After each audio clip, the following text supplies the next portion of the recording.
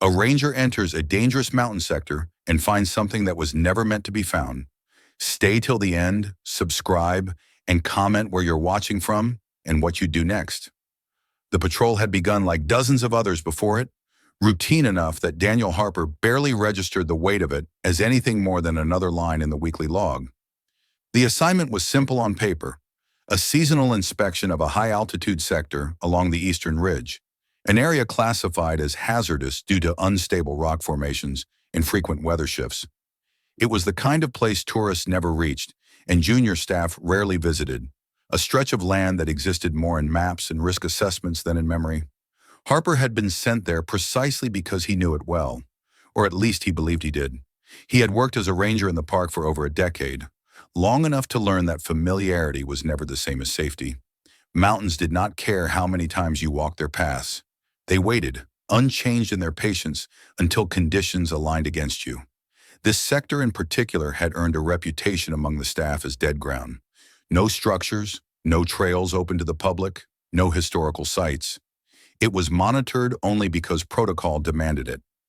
Landslides had been recorded in the past, minor ones mostly, and after the previous winter's storms, the administration had ordered a full inspection.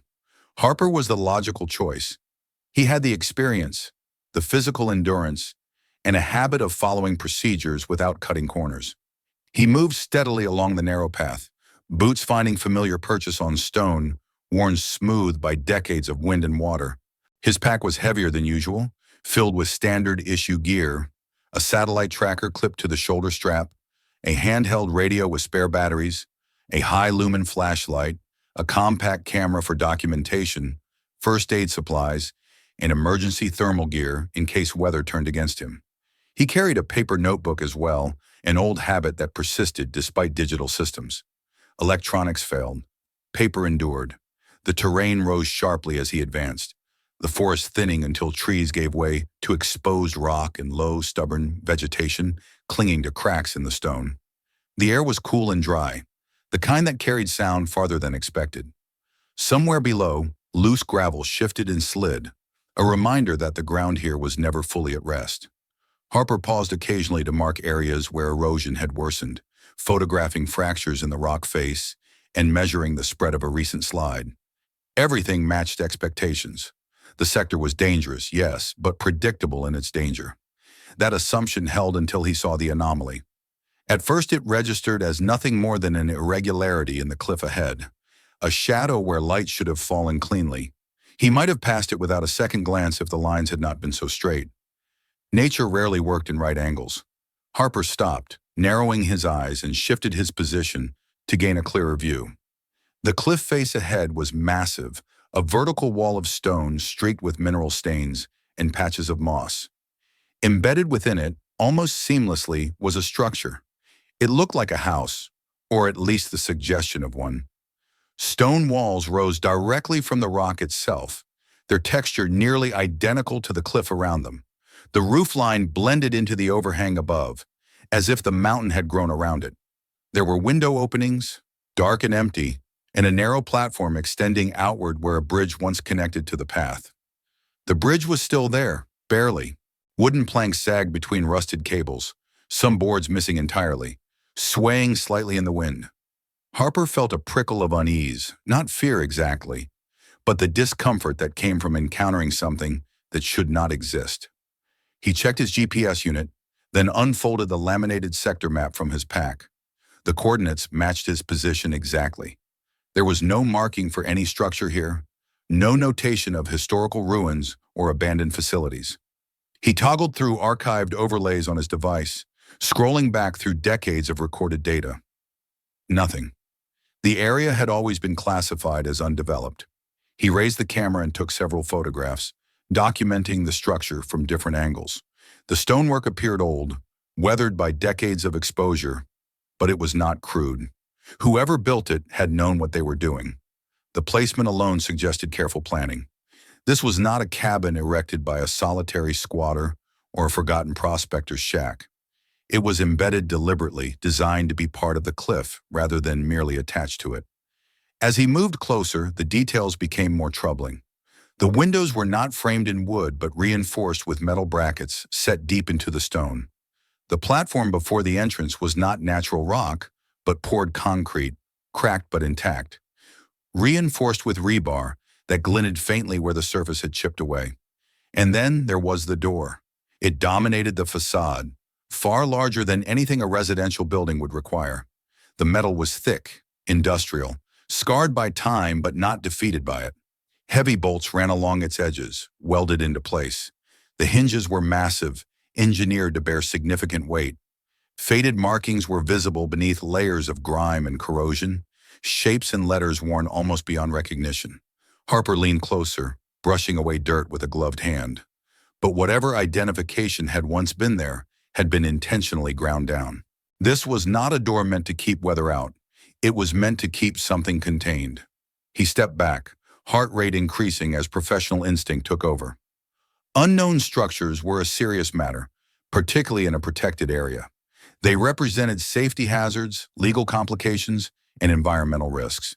If this was an illegal construction, it needed to be reported immediately. If it was a historical site, it should have been cataloged long ago. Either way, its presence here was a failure of oversight. Harper reached for his radio. Static answered him. He adjusted the antenna, tried again, switching channels and repeating the call sign. The response was the same, a hiss of interference that swallowed his voice. He glanced at the sky. Clouds had begun to gather over the ridge, thickening faster than forecast.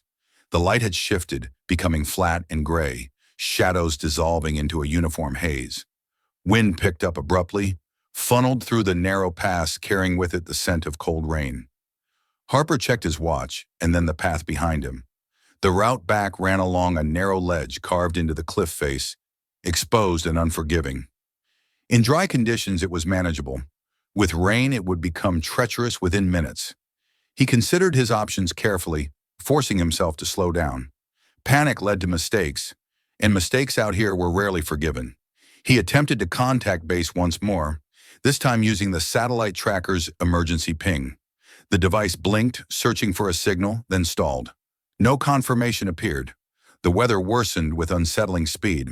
Fog rolled in, thick and wet, reducing visibility to a few dozen meters.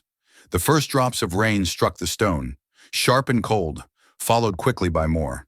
The surface of the path darkened, slickening under his boots. A low rumble echoed through the pass. Distant thunder or shifting rock, he could not tell. Retreating now would mean crossing the bridge back to the path and navigating the exposed ledge in conditions that were deteriorating by the second. The bridge itself looked unstable even in fair weather. He tested one of the planks with his boot. It creaked, flexing alarmingly. Harper exhaled slowly, the decision forming even as he resisted it. The structure ahead offered shelter, solid walls and overhang, protection from wind and rain. Entering an unknown building was not ideal, but staying outside in a storm at this altitude was worse. He reminded himself that his primary responsibility was to return alive. Everything else was secondary. Before committing, he conducted a thorough external inspection, documenting the state of the bridge, the platform, the door, and the surrounding rock. He marked the coordinates manually in his notebook, sketching the layout as best he could. The rain intensified, drumming against stone and metal alike. Standing before the massive door, Harper felt the full weight of its presence. Up close, it was even more imposing. The welds were thick and uneven, functional rather than decorative. The surface bore impact marks, shallow dents that suggested it had once been tested against force. There was no handle in the conventional sense, only a recessed mechanism and a smaller, secondary access panel set into the frame. He searched the perimeter for warning signs, wires, anything that might indicate traps or hazards. There were none. The structure appeared abandoned, at least on the surface. Using his flashlight, he examined the hinges and locking system. Rust had crept into the seams, but the door itself remained sealed, immovable, without effort. He did not try to force it. Instead, he circled the facade, scanning for alternative entry points. Near the right edge of the structure, partially concealed by rockfall debris, he found a smaller metal hatch, its surface warped by time. The locking mechanism had corroded, leaving a narrow gap at the edge. Harper hesitated only briefly. He radioed again, out of habit more than hope, then secured the line of his pack and positioned himself carefully. Using controlled pressure and minimal force, he worked the hatch open enough to slip inside. The transition was immediate and disorienting. The roar of wind and rain dropped away, replaced by a dense, muffled silence. The air inside was cool and dry, carrying the faint scent of metal and old dust.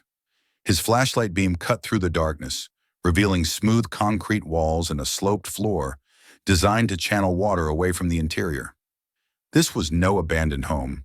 It was something else entirely. As the hatch closed behind him, Harper stood still for a moment, listening to the steady drip of condensation somewhere deeper within the structure. Outside, the storm raged unchecked, sealing his path of retreat. Ahead lay a space that had never appeared on any map he had ever studied. He knew then that the patrol had already become something far more complicated than a routine inspection, and that whatever lay beyond this threshold would change the way he understood the land he was sworn to protect.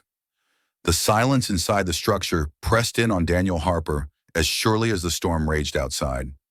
For several seconds he did not move, allowing his eyes to adjust and his breathing to steady. The sudden absence of wind and rain was unsettling in its own way.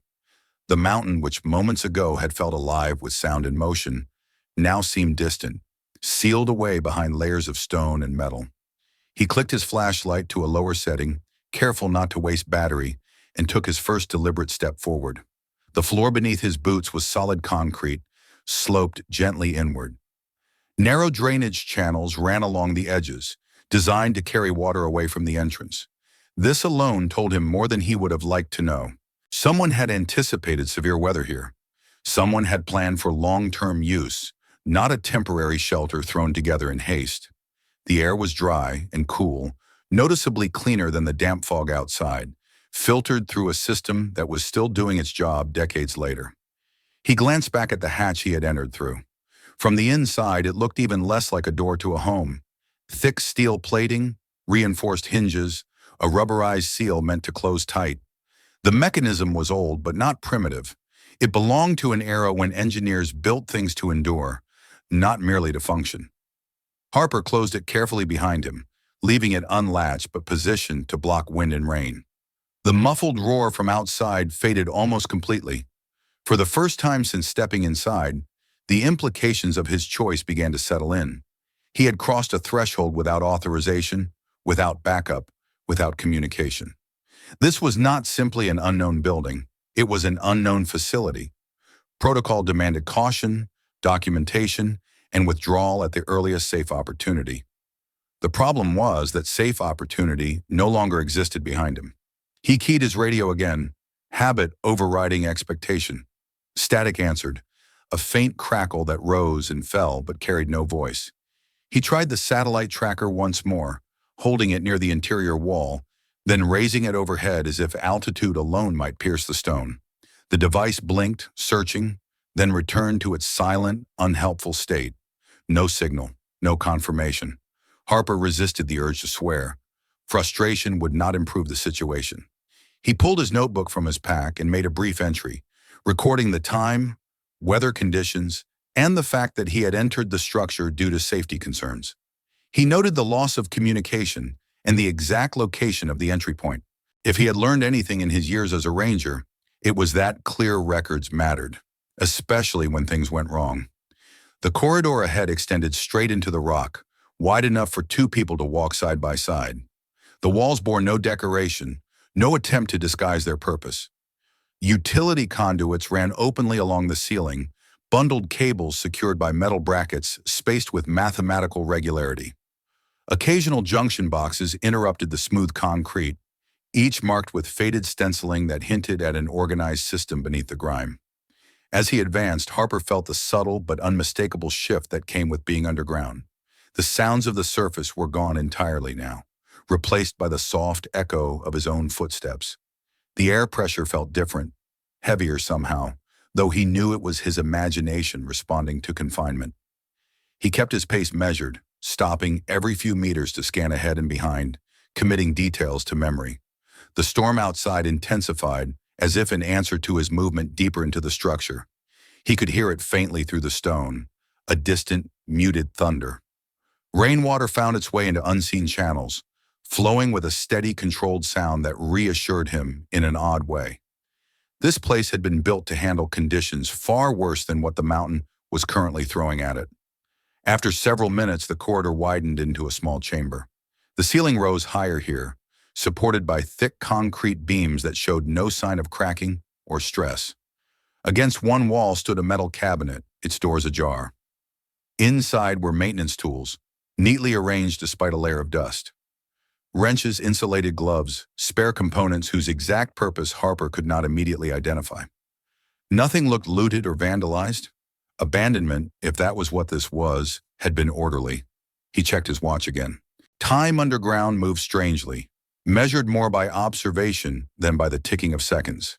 He estimated that the storm would make the exterior path impassable for at least an hour, possibly longer. Crossing the bridge and ledge in these conditions would be reckless. Even if the rain stopped, fog could linger, making navigation dangerous. The realization brought a sense of finality with it. For better or worse, he was committed to staying inside until conditions improved. That knowledge sharpened his focus. If he was going to be here, he needed to understand where here was. He resumed moving forward, following the main corridor as it descended gradually. The temperature remained constant, another sign of environmental control. He passed several closed doors set into the walls, each marked with faded alphanumeric codes. He did not open them yet, content to note their presence and continue. His goal for the moment was orientation, not exploration for its own sake. Eventually, the corridor split, branching off in two directions. A metal sign, bolted to the wall between them, bore a single arrow and a word worn nearly illegible by time. He leaned closer, angling the flashlight until the letters emerged from shadow. The term was technical, bureaucratic, the kind of label used by institutions rather than individuals. It pointed downward. Harper chose that path, guided as much by instinct as by reason. He descended a short flight of stairs, each step shallow and reinforced, until he reached another door. This one was heavier, its surface scratched and dented. A manual wheel lock protruded from the center, frozen in place by corrosion. He did not attempt to open it. Instead, he placed his palm against the metal, feeling the cold seep through his glove. Whatever lay beyond was sealed for a reason. He made a note of the door's condition and moved on, following the corridor as it curved gently to the right. The sense of being observed crept up on him slowly, insidious and unwelcome. There were no cameras that he could see, no obvious sensors, yet the layout itself suggested oversight. Sight lines were long and unobstructed. Corners were rounded rather than sharp, minimizing blind spots. This was a place designed with control in mind, not comfort. Harper paused again, this time to eat a small ration bar and drink from his canteen. Maintaining energy was essential, especially under stress. As he chewed, he considered the implications of what he was seeing. A facility of this scale did not vanish by accident. If it had been decommissioned, there would have been records, oversight, cleanup. The Park Service might not have been involved directly, but some trace would have remained, unless it had been deliberately removed. The thought lingered as he continued deeper, following the infrastructure's logic as much as its physical layout. He came upon another chamber, larger than the last, housing what appeared to be a dormant generator. The machine was massive, its housing painted a dull gray. Pipes and cables radiated outward, connecting it to the rest of the facility like veins. Dust coated its surface, but beneath that dust, the metal was intact. There were no signs of catastrophic failure, no scorch marks or ruptures. He inspected the control panel, careful not to touch anything unnecessarily. Labels were still readable, though dated. This generator had been designed to power the entire complex independently, possibly for extended periods. Harper felt a chill that had nothing to do with temperature. This was not a simple outpost or storage site. It was a self-sustaining installation. A low vibration passed through the floor, subtle enough that he might have missed it if he had not been standing still. He frowned, crouching to place his hand against the concrete.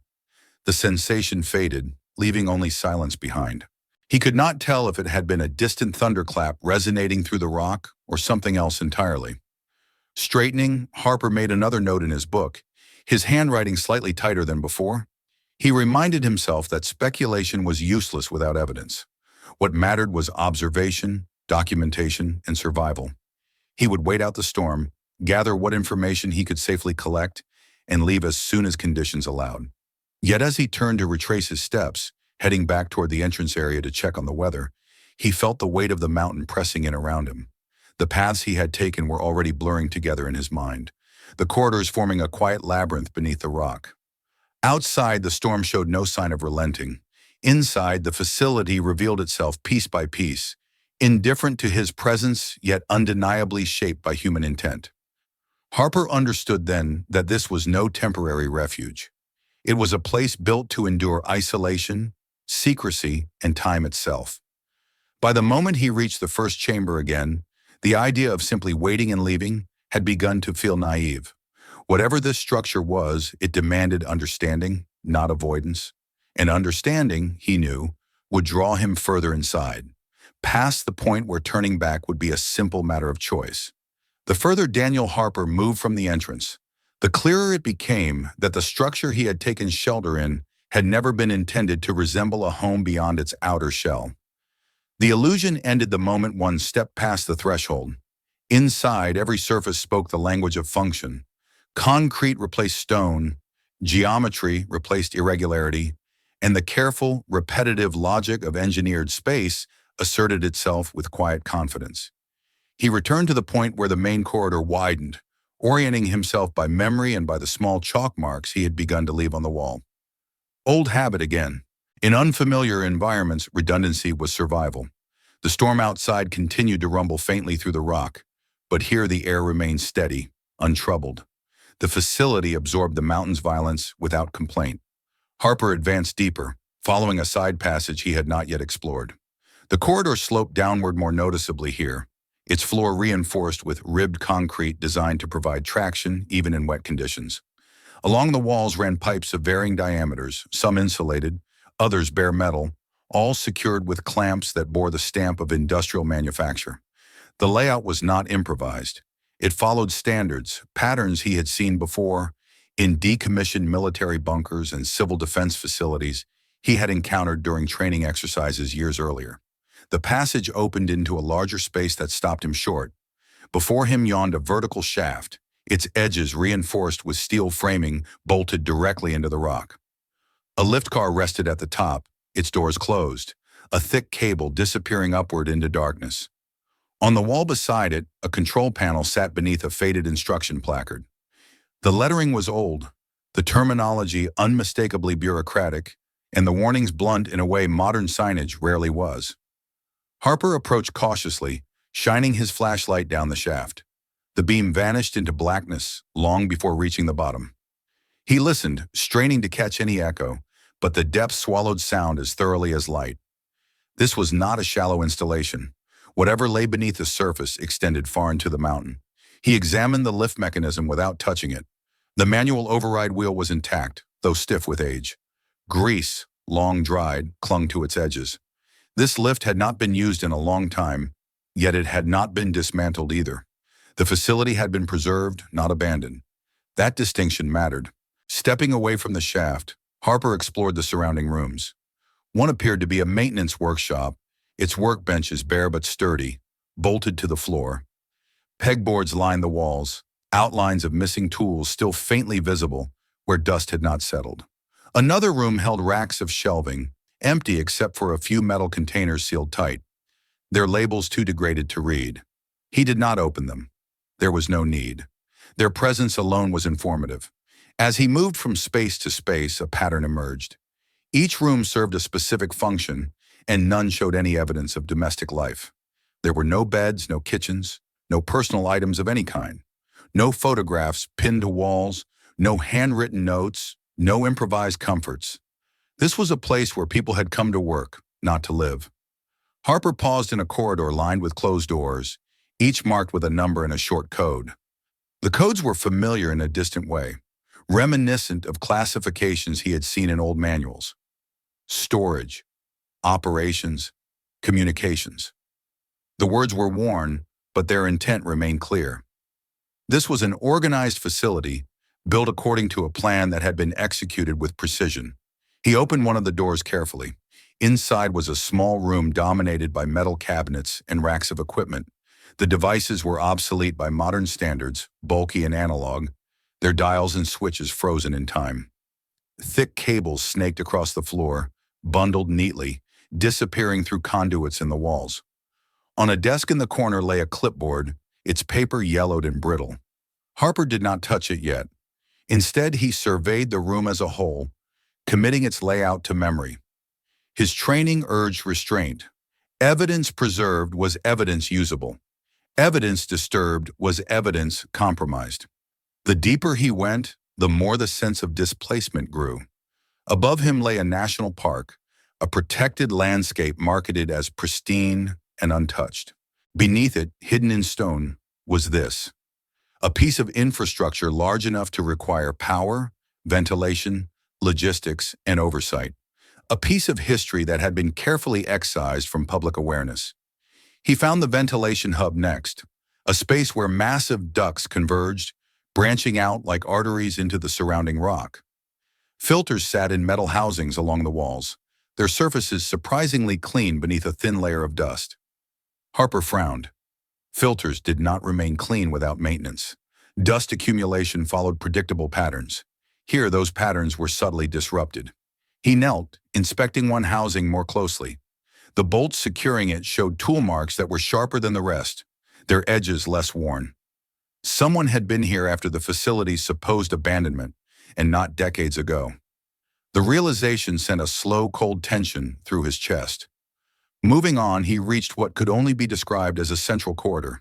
It was wider than the others, its ceiling higher, its walls reinforced with additional layers of concrete. Along its length ran cable trays thick with bundled wiring. This was a backbone, a main artery through which the facility's systems connected. At intervals along the corridor, faded posters clung to the walls. Safety instructions, emergency procedures. The graphics were simple, almost crude, their messages direct. Evacuation routes, fire suppression protocols, radiation warning symbols, partially obscured by peeling paint. Harper stared at those a moment longer than the others, then forced himself to look away. This was not his imagination running wild. These were tangible artifacts of an era defined by fear and preparation. The mid-20th century had produced countless facilities like this, scattered across the country, built in secrecy and justified by necessity. Most had been documented, later declassified, their stories folded into the broader narrative of history. This one had not. Harper checked his watch again. The storm had been raging for longer than he had expected. Time inside the facility felt suspended, disconnected from the surface. He needed to conserve energy and focus his exploration. Wandering aimlessly would only increase the risk of disorientation. He returned to the central corridor and followed it until it ended at another reinforced door. This one was labeled differently. The code was shorter, the lettering bolder. Archive. The word alone carried weight. He stood before the door for several seconds, considering. The plan he had formed earlier, to wait out the storm and leave, was already obsolete. Whatever this place was, its significance extended beyond physical hazard. The presence of an archive suggested records, documentation, explanations, answers. He tested the door. It opened with a groan of stressed metal, hinges protesting but holding. Inside, the air was cooler, drier. Rows of metal cabinets filled the room, each sealed, each bearing a label. Shelves held boxes stacked with meticulous care. The floor was raised, designed to protect contents from flooding. Harper felt a tightening in his throat that surprised him. This was not a casual discovery. This was the heart of the facility's purpose. He did not yet approach the cabinets. Instead, he scanned the room, noting its condition. No signs of ransacking, no signs of decay beyond what time naturally inflicted. The archive had been preserved deliberately, like a sealed wound left untouched, because opening it would force a reckoning. Outside the room, somewhere deeper in the facility, a faint hum seemed to pass through the walls. Harper froze, listening. It was brief, almost imperceptible, then gone. Whether it was a distant generator cycling or simply the storm interacting with the mountain, he could not tell. What he could tell was that this place had never truly been abandoned. It had been set aside, hidden, waiting. And by stepping inside, by moving beyond the facade of a house and into the machinery beneath, he had crossed another line. The storm had driven him here, but it was curiosity and duty that kept him moving forward. The structure was not a refuge. It was a system, and systems, once entered, rarely allowed easy exits. Daniel Harper stood at the threshold of the archive room longer than he intended to. The word itself, stenciled in faded black paint on the reinforced door, carried a gravity that pressed against him more heavily than the mountain above. An archive was not built for convenience. It was built for memory, for preservation, for the deliberate act of keeping something from being lost. Whatever truths this facility held, they were not scattered or incidental. They had been gathered, sorted, and sealed here with intent. He stepped inside slowly, closing the door behind him, just enough to mute the distant echoes of the corridor without sealing it completely. The air in the room was noticeably different, cooler and drier, maintained by a system that still functioned at some minimal level. His flashlight beam swept across rows of metal cabinets, bolted to the floor, each one labeled in precise, utilitarian handwriting. The labels followed a logic he recognized instinctively, a bureaucratic order designed to make retrieval efficient for those who knew how to read it. The floor beneath his boots was raised slightly, perforated metal panels allowing air circulation and protection from flooding. It was another sign of foresight. Whoever designed this space had expected time, neglect, and environmental stress, and had prepared accordingly. Harper felt a familiar tightening in his chest, the same sensation he experienced when he encountered evidence that contradicted official narratives. This room was too carefully constructed to be an afterthought. He approached the nearest cabinet, hesitating only long enough to pull on his gloves. The metal handle was cold beneath his fingers as he opened it. Inside, neatly arranged folders rested in reinforced binders, their spines stamped with dates and codes. He removed one at random, careful to support the brittle paper as he opened it. The language was immediately familiar. Official, clinical, devoid of emotion. Reports, memoranda, directives. He scanned the first few pages, orienting himself. These were federal documents, or at least documents written to federal standards. The formatting, the phrasing, even the typeface spoke of mid-century bureaucracy. The dates confirmed it. Late 1940s, early 1950s. Harper felt a slow chill spread through him as he continued reading. The documents referenced rural settlements, small mountain communities identified only by coordinates and internal designations. The stated purpose of the reports was risk mitigation, geological instability, imminent danger. The language framed everything as necessity, as an unavoidable response to natural threat. But the details told a different story. Evacuation timelines were laid out with military precision, down to the hour. Transport resources were allocated in advance. Security personnel were assigned to specific households. There were notes on resistance, on compliance levels, on contingency measures should cooperation fail. This was not a response to sudden disaster. It was a planned operation. Harper turned page after page, his pulse quickening. Attached appendices listed names. Entire families cataloged in dense columns. Ages, occupations, medical conditions. There were check marks beside many entries, final notations indicating relocation. Others bore different marks, shorthand codes he did not immediately understand. He made a mental note to photograph those pages later, to preserve them exactly as they were. He moved to another cabinet, then another, opening folders with increasing focus. The pattern repeated across years and locations. Mountain villages emptied under the guise of safety, their populations absorbed into systems that left no public trace. Official records, he knew, told a simpler story. Landslides, avalanches, tragic losses, entire communities wiped out by the unforgiving terrain. Yet here, in the heart of this hidden facility, was proof that those communities had not vanished overnight. They had been removed. The shock was not sudden. It accumulated slowly, each document adding weight to the realization. Harper had grown up hearing stories about the park, about the harshness of life in the mountains, about settlements that had disappeared as the land reclaimed them. He had accepted those stories as part of the region's history. Seeing them reframed as deliberate acts felt like having the ground shift beneath him. He found maps next, folded carefully into archival sleeves. They showed the same areas he patrolled now, but marked differently. Routes highlighted in red traced paths from remote villages to this very location, or to points deeper underground. The stone house in the cliff was labeled not as a residence, but as an access node, a gateway, a logistical checkpoint. Harper leaned against a cabinet, steadying himself. The implications were staggering. This facility was not merely a relic of Cold War paranoia. It had been an operational hub, a place where people passed through on their way to somewhere else, somewhere hidden and controlled. And those movements had been erased from public memory with deliberate care. As he continued his examination, another unsettling detail emerged. The evacuation records did not end in the 1950s. There were later documents, fewer in number, but unmistakably more recent. The formatting had changed slightly, the language modernized, but the core procedures remained the same.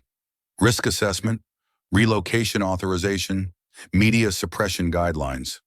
Harper felt his breath catch. He flipped to the final page of one such document and found a date that made his stomach drop.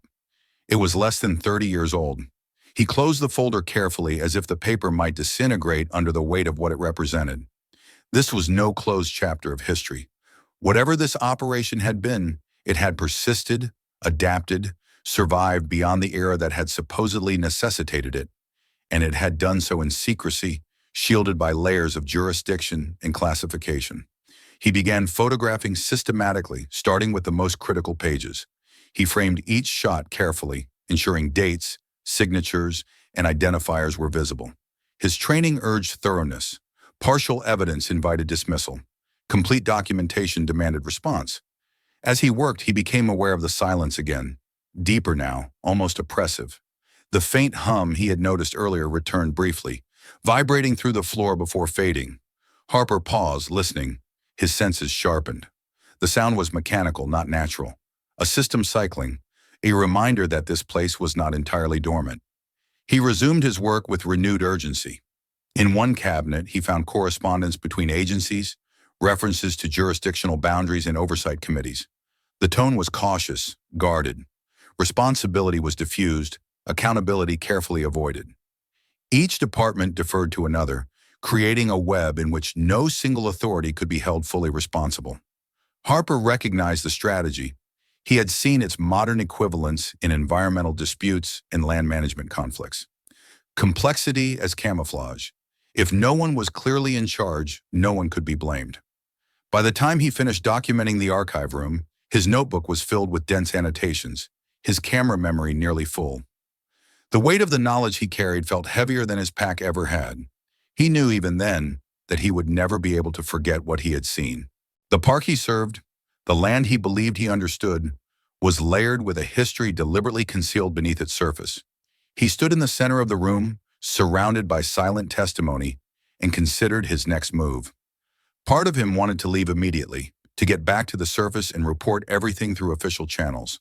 Another part warned him that doing so might trigger forces he did not yet understand. The documents hinted at ongoing oversight, at systems still active, still capable of responding. As if in answer to his unease, he noticed something else. On the edge of one shelf, near the back of the room, a thin layer of dust had been disturbed. Footprints, faint but unmistakable, led between the cabinets. They were not his. The pattern suggested recent passage, careful and purposeful. Harper followed them with his eyes, his pulse quickening once more. The archive was not merely a tomb of old secrets. It was a space that had been visited, perhaps even monitored. Someone else knew this place was still here. The realization reframed everything he had seen so far. The storm had driven him inside, but it had not forced him to uncover the archive. That choice had been his. Now, with proof of recent activity and documents that challenged decades of official history, he understood that he was no longer just a witness to the past.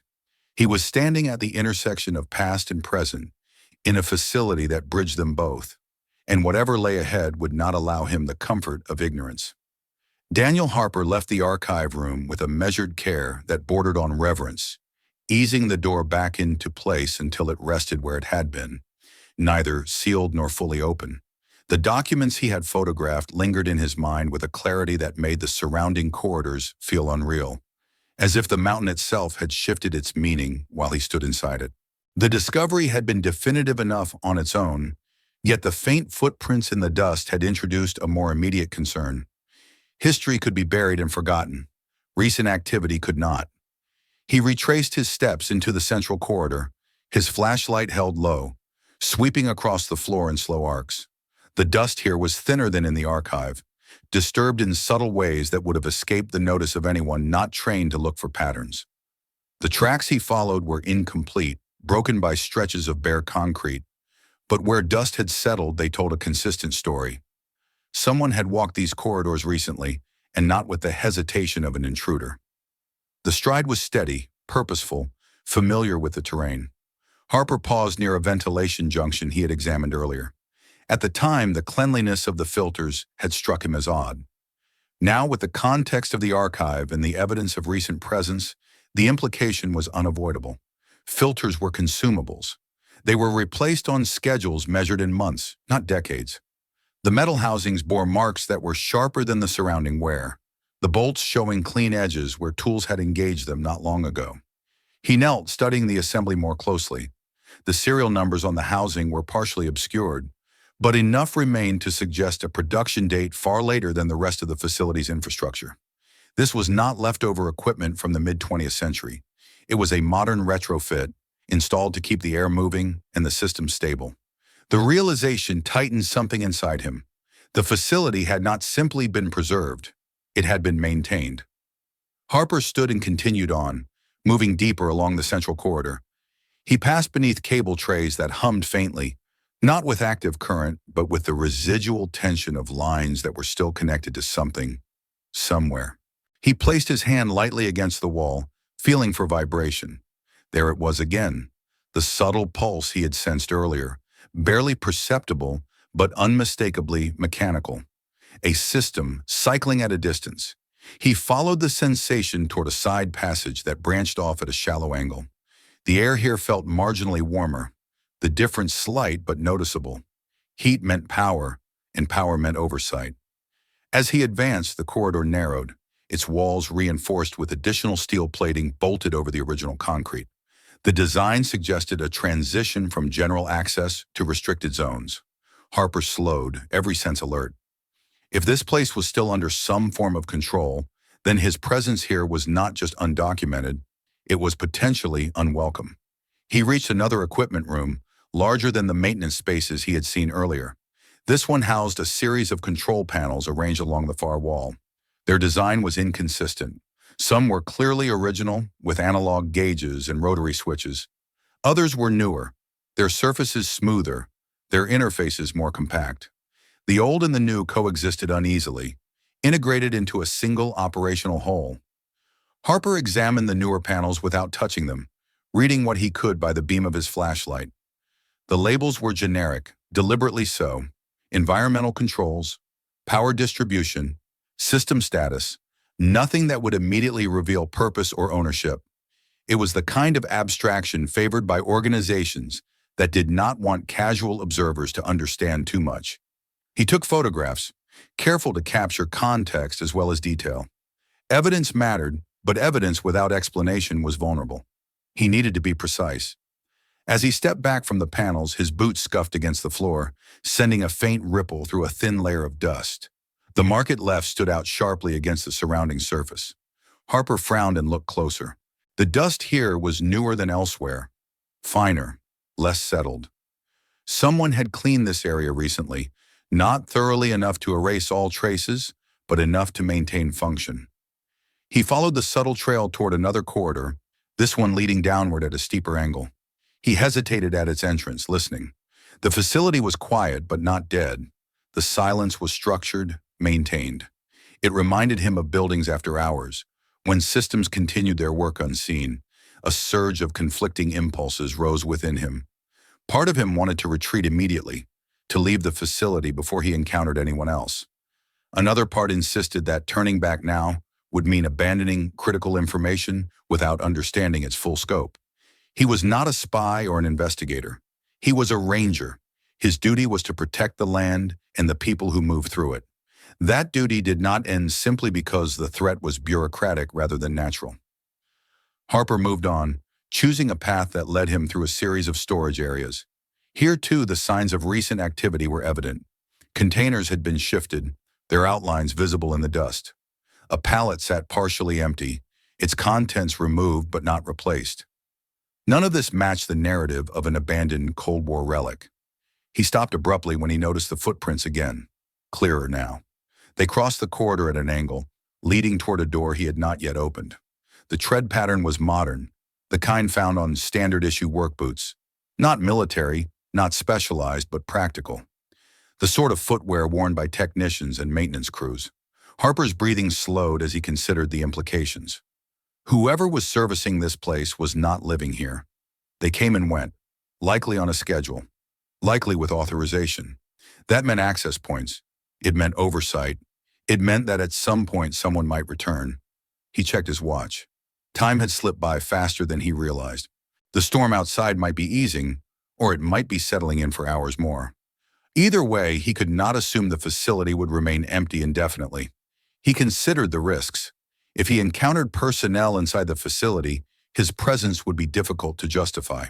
He had entered under duress, seeking shelter, but the extent of his exploration went far beyond that initial necessity. He could be accused of trespass, of compromising a restricted site. Worse, he could be detained, questioned, or quietly pressured into silence. The archived documents loomed in his thoughts: illegal evacuations, fabricated disasters, ongoing operations. This was not simply about land management or historical oversight. It was about people whose lives had been uprooted and erased, and about a system that had learned to hide its tracks well. Harper felt the weight of that knowledge settle into a new, colder resolve. He needed to leave with what he had, not out of fear, but out of strategy. The evidence he had gathered was already significant. Staying longer would increase his risk without necessarily adding clarity. Before turning back, he made one final sweep of the area, documenting the modern elements as thoroughly as possible. He photographed the newer panels, the replaced filters, the disturbed dust. He noted the warmth of the air, the vibration of unseen machinery. Each detail reinforced the same conclusion. The facility was not abandoned. It was dormant only in appearance, concealed beneath layers of age and misdirection. Its purpose might have evolved, its operators might have changed, but its existence was ongoing. As he began to retrace his route toward the entrance, Harper felt a heightened awareness of his own presence within the space. Every sound seemed louder now, every echo more pronounced. He imagined sensors he could not see, logs he could not access, systems that had already recorded his movements. The thought did not paralyze him. Instead, it sharpened his focus. If his entry had been noticed, then his exit would be as well. He needed to be careful, deliberate, and prepared for consequences he could not yet predict. The corridors seemed longer on the way back, the turns more numerous. He paused occasionally to check his markings, ensuring he did not lose his way. The storm's distant rumble had softened, suggesting that conditions outside might be improving. That knowledge brought a measure of relief, tempered by the understanding that the surface world no longer felt as simple as it had before. By the time he reached the main entrance chamber again, Harper was certain of one thing. He had not stumbled into a forgotten ruin. He had crossed into a space that existed in the margins of official reality, maintained by people who preferred it to remain unseen. And now, having seen it, he was part of that reality, whether he wanted to be or not. By the time Daniel Harper reached the entrance chamber again, the decision he had been circling for the past hour had settled into something firm and unavoidable. Leaving without recording what he had seen would reduce everything to memory and suspicion, both fragile things when weighed against authority and denial. Staying longer to search for definitive answers would expose him to risks he could not control.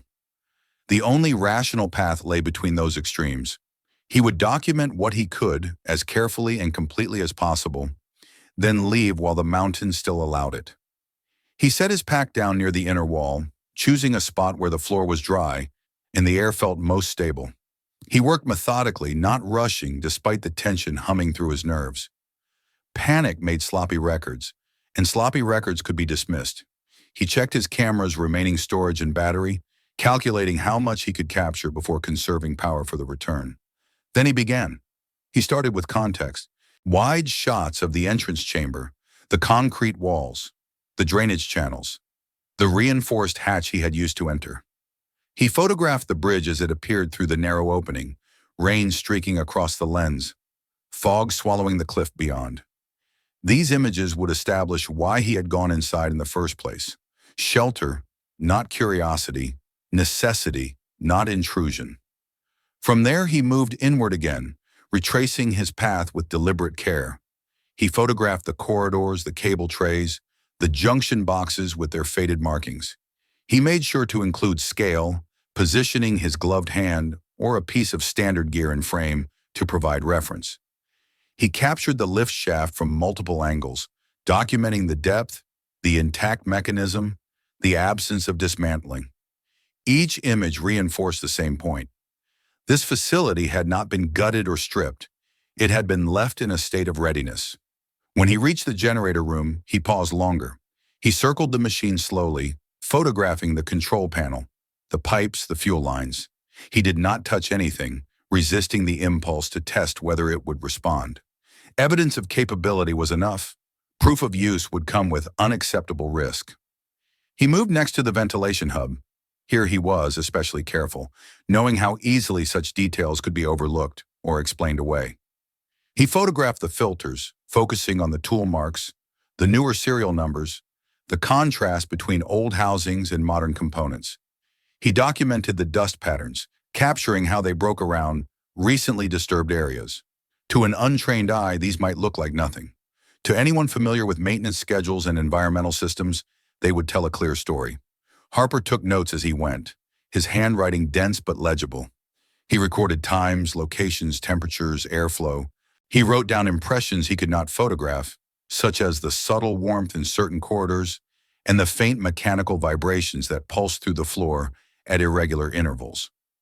These were subjective observations, but when paired with physical evidence, they gained weight. The archive room demanded a different approach. Before re-entering it, he took a moment to steady himself. The knowledge contained there was heavier than any structural hazard. He photographed the exterior of the room, the door, the label, the hinges. Inside, he worked with a restraint that bordered on ritual. Each cabinet was documented before being opened. Each folder was photographed in place before he captured its contents.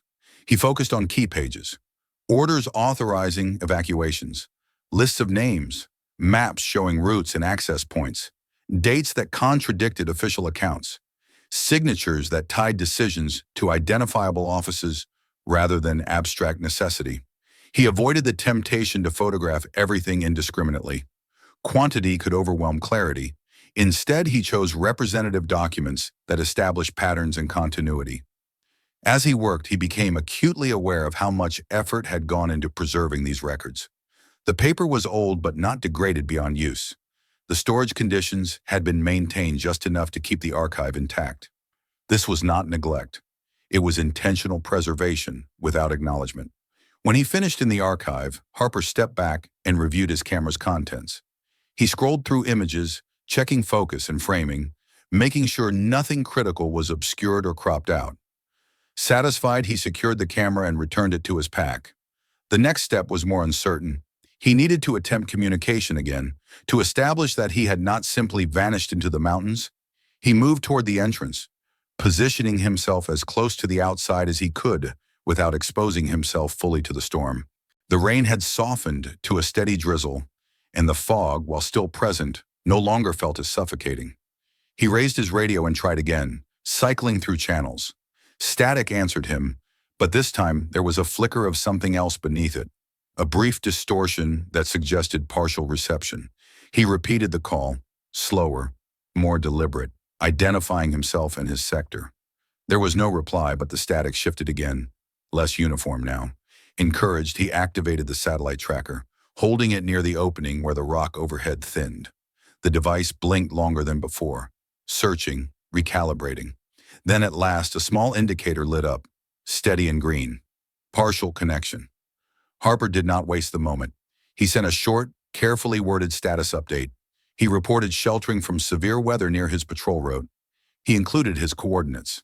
He noted the discovery of an unidentified structure posing a potential safety concern, requesting follow-up once conditions allowed. He did not mention archives, evacuations, or ongoing operations. Not yet. Such details did not belong in a message that might be logged, filtered, or intercepted.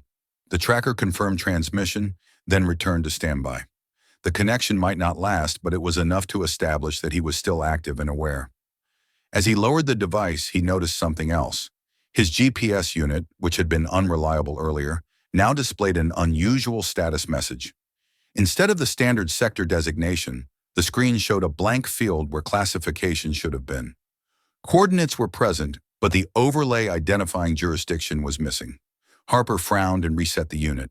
The message persisted.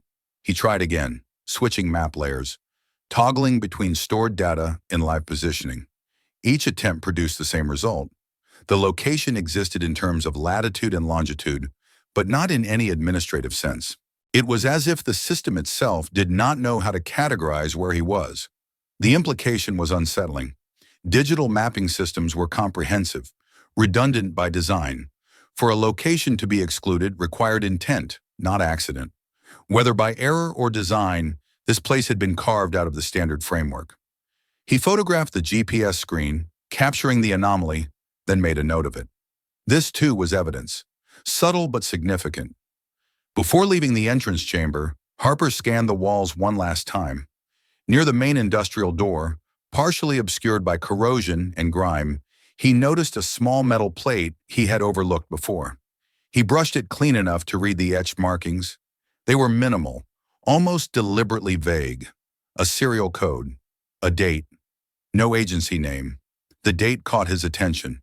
It was not from the mid-20th century, it was recent.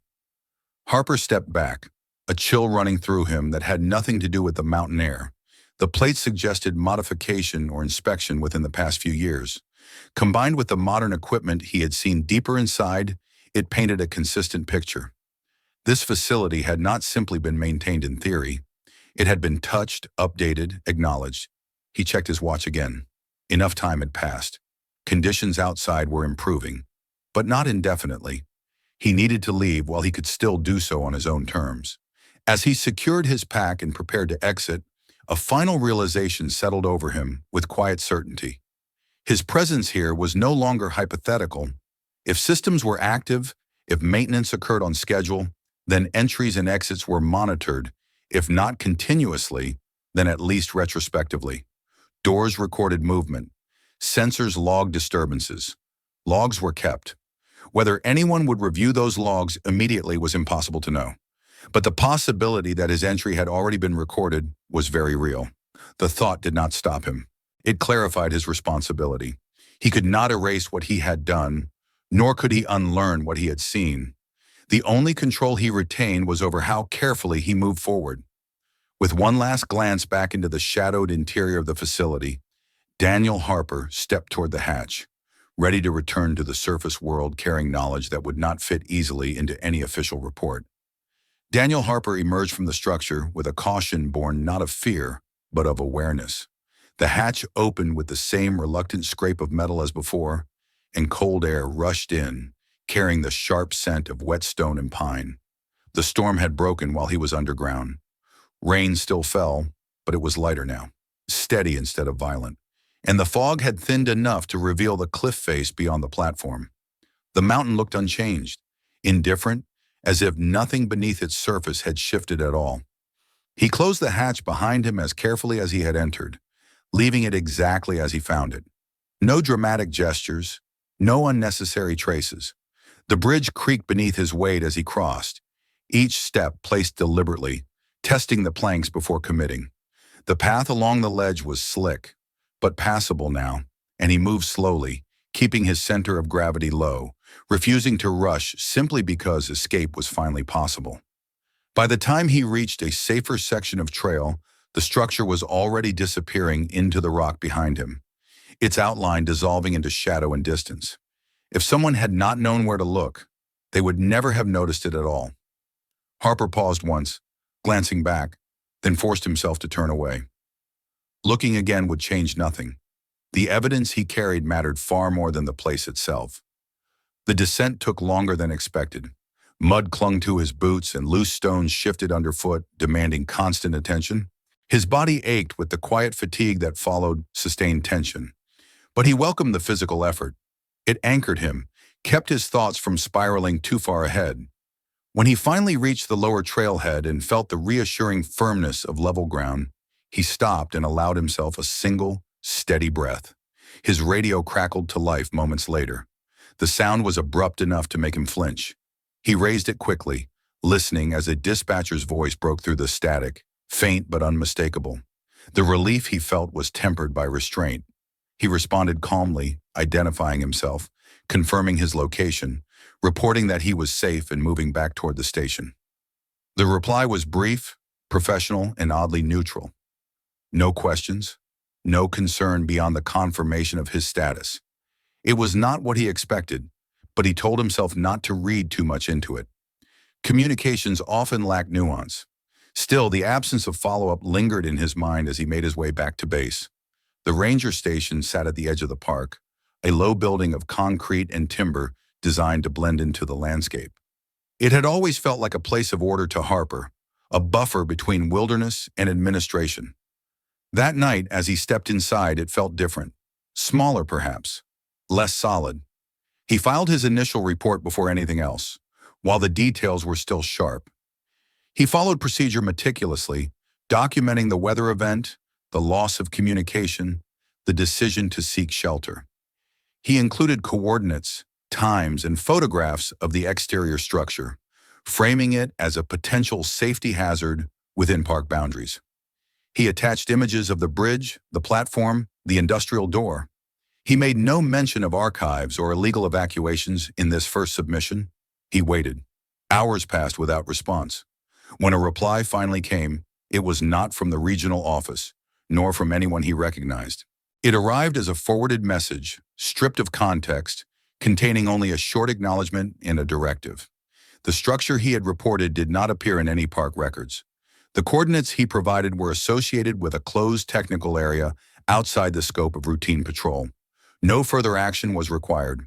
Harper read the message twice, then a third time. The phrasing was careful, impersonal. It did not accuse him of error. It did not confirm his findings. It simply erased them. The following day brought more subtle shifts. His access to certain mapping layers was restricted without explanation. A routine request for historical data returned an error he had never seen before. When he asked a colleague about it, the response was a shrug and a suggestion that the system was undergoing updates. He was called into a meeting that afternoon, framed as a standard debrief.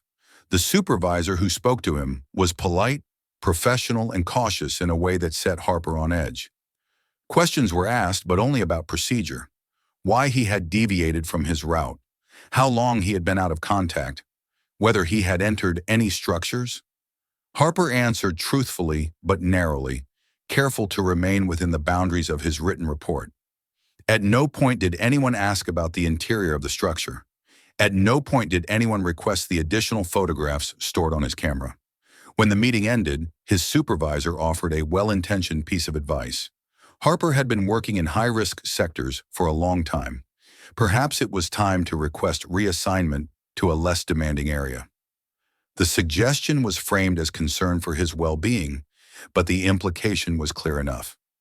That evening, alone in his apartment, Harper reviewed the evidence again. The photographs, the documents, the GPS anomaly, the serial plate near the door. Everything fit together with unsettling coherence. This was not a misunderstanding or a clerical error.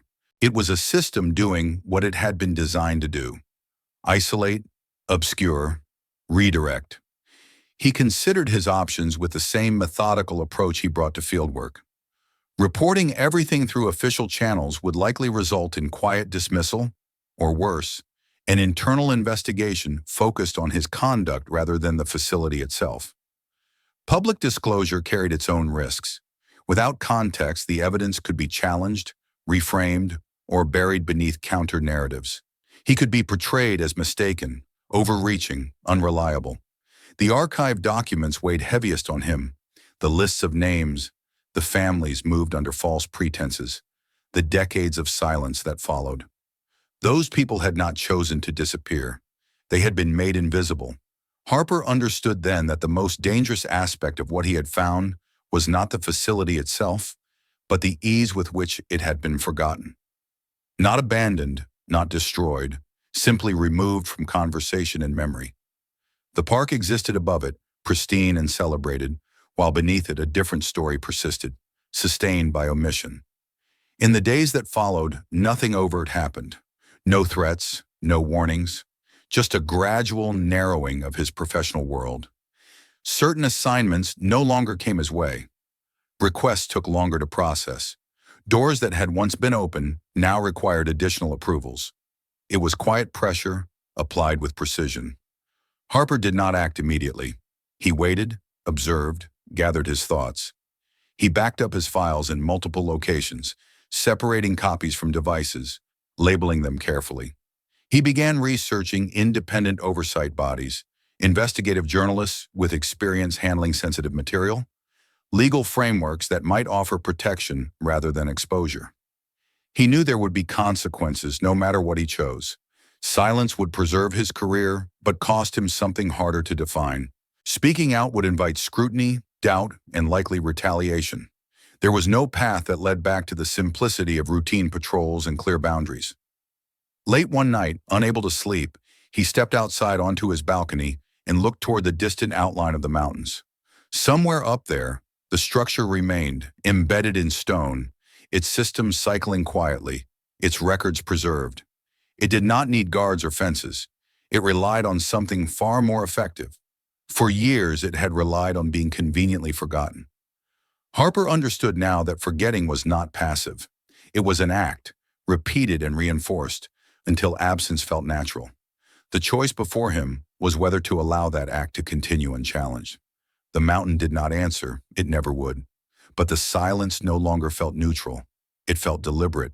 And for the first time since he had become a ranger, Daniel Harper realized that protecting the land might also mean protecting the truth buried beneath it, even if doing so meant standing alone against a system that preferred not to remember at all.